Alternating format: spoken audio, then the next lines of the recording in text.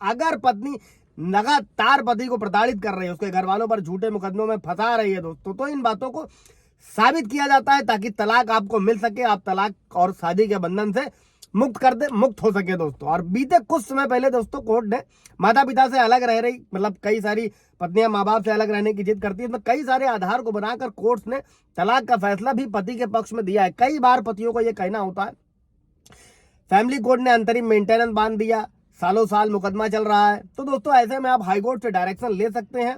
एक होता है कि रोज रोज इंतजार करते रहना, और एक होता है कि अपने काम में अपने फैसलों में आगे बढ़ना दोस्तों। और ऐसा ही नहीं है, कई सारे मामलों में जो हाई कोर्ट है उनके द्वारा जो डिसीजन पारित किए गए, जिसमें पत्नी ने अगर झूठा मुकदमा दर्ज कराया है, प्रताड़ित किया है, तो उसको आधार बनाकर तलाक पति को मिला है और उसे एक्सेप्ट भी किया गया है दोस्तों। और आमतौर पर यह देखा जाता है कि तलाक का जो मुकदमा होता है दोस्तों, वो पुरुषों द्वारा दायर किया जाता है, और पुरुष द्वारा दायर जो तलाक होता है दोस्तों, उस पर महिला को कहीं ना कहीं कई सारे फायदे और कानूनी संरक्षण भी मिलता है दोस्तों।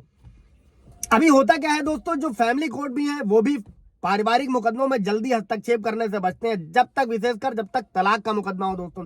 और जो कोर्ट है वो तलाक के अधिकतर मुकदमे को टालने का प्रयास करती है, जब तक बात हद से आगे बढ़ जाती है और दोनों ही पक्ष तलाक के लिए प्रार्थना पत्र लगाते हैं दोस्तों, तब कोर्ट दोनों को सबसे पहले मध्यस्थता कराई जाती है, समझौते के माध्यम से तलाक लेने की सलाह दी जाती है। तो वहीं अगर महिला डिवोर्स का मुकदमा दायर करती है दोस्तों, तो क्या होता है, तब क्या कोर्ट प्रथम दृष्टि सिर्फ यही समझती है कि रिश्ते में महिला ही प्रताड़ित है दोस्तों, और अगर तलाक नहीं दिया गया तो उसको संभावित खतरे हो सकते हैं। इसलिए कोर्ट का जो दृष्टिकोण होता है दोस्तों, वो पुरुष और महिला में अलग अलग होता है।